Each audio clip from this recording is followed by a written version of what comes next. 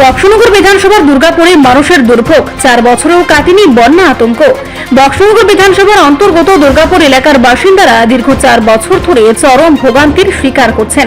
স্থানীয় বাসিন্দাদের অভিযোগ, নদী ভাঙন রোধে প্রশাসনের তরফ থেকে প্রতিশ্রুতি দেওয়া হলেও বাস্তবে কোনো কাজই হয়নি। বন্যার আশঙ্কায় প্রতিনিয়ত আতঙ্কিত এই এলাকার মানুষ। তাদের দাবি, প্রায় 4 বছর আগে ভয়াবহ বন্যার সম্মুখীন হয়েছিলেন দুর্গাপুর, যা এলাকার মানুষের স্বাভাবিক জীবনযাত্রা ব্যাহত করে।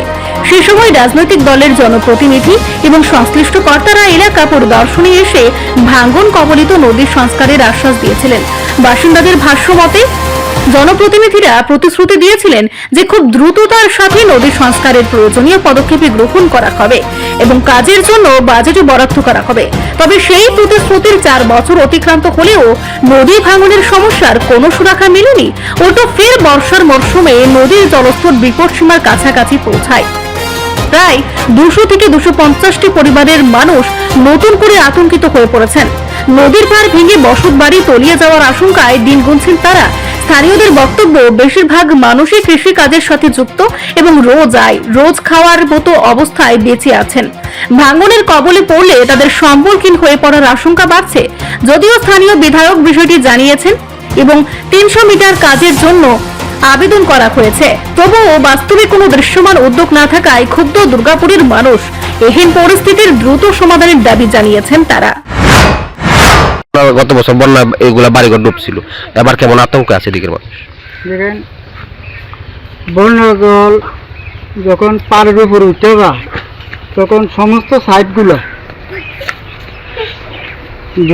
নিচের মাটিগুলো ক্ষয়ক্ষতি বন্যার জলে রয়ে জায়গা, যেই কারণে এই ব্লকগুলোর নিচের দিকে ধস নিম্না, উপরের যে অংশগুলো এই অংশ ছিঁড়ে বিড়া পাড়গুলা বিনাশ হয়ে জায়গা।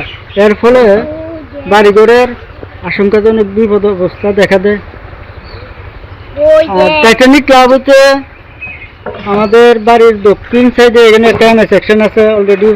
প্রথম মাথাতে একটা এনএ সেকশন আছে, দক্ষিণ মাথাতে একটা এনএ সেকশন আছে।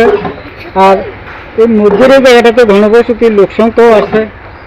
এই সব কিছু বিচার বিবেচনা করি আমরা বাহারুল ইসলাম থাকাকালীন অবস্থায় প্রায় 250 থেকে 300 মিটার পর্যন্ত এই নদীর সাইডটাকে মেনটেন্স করার লাগে আমরা রেজুলেশন আকারে জমা দিয়ে দিছি পঞ্চায়েতের মাধ্যমে, ডিপার্টমেন্ট দপ্তরের কাছে, এমআই দপ্তরের কাছে, পিডব্লিউডির কাছে দিয়ে দিছি আমরা, দুর্গাপুর গাঁও পঞ্চায়েত এবং 4 নম্বর ওয়ার্ড। তো এখানে যে কতগুলা লোক সংখ্যা আছে এই নদী গর্ভের, নদী বন্যায় ক্ষতিগ্রস্ত যারা এফেক্টেড হইল, এরকম প্রত্যেকটি পরিবার থেকে প্রত্যেকেরই রেজুলেশন আকারে সই করে আমরা পঞ্চায়েত ভিত্তিক এমআই পিডব্লিউডির কাছে জমা দিয়ে দিছি। আর জমা দেওয়ার পরে ইঞ্জিনিয়ার, এই যে ওভারসিয়ার, এই দপ্তরের সাথে যারা যারা জড়িত আছে প্রত্যেকেই আইসে এবং এটা মাপ দিয়া তারা দেখাশোনা করিয়া আমরা একটা আশ্বাস দিছে যে তারা এই কাজটা মেনটেন্স করে দিব। নদীর জল কমলে এবং বন্যায় যে ক্ষতিগ্রস্ত হয় বা ফ্লাডে যে জলে মানুষের বিভিন্ন অসুবিধাগুলি সৃষ্টি করে, এটা থেকে তারা আমরা প্রতিরোধ করবো। বিশেষ বন্যায় একটা তল পড়ছিল, এরপরে স্থানীয় বিধায়কও আইয়া গেছে পরিদর্শন, এরপরে আর কাজ হয়েছে কিনা? না, কোনো মেনটেন্সের এই পর্যন্ত কোনো কাজ হয়েছে না। কিন্তু আমরা আশাবাদী যে গভর্নমেন্ট যেহেতু আছে, পঞ্চায়েতও আছে এবং ডবল ইঞ্জিনের সরকার আছে। আর কৃষিক্ষেত্রে এখানে 2টা স্কিম আছে এবং জনগণ এই স্কিমগুলোর সাথে জড়িত এবং বাঁচার তাগিদে গভর্নমেন্টের কাছে একটা আশাবাদী আগামী দিন যেন গভর্নমেন্ট এই কাজটা অতি সত্তর মেনটেন্স করে। এবার যদি বন্যা হয় আবার আতঙ্কিত আছে মানুষ, না? প্রতিনিয়ত বন্যার জল আসার সাথে সাথে প্রত্যেকে আতঙ্কিত থাকে। কেমন পরিবার আছে এগুলো?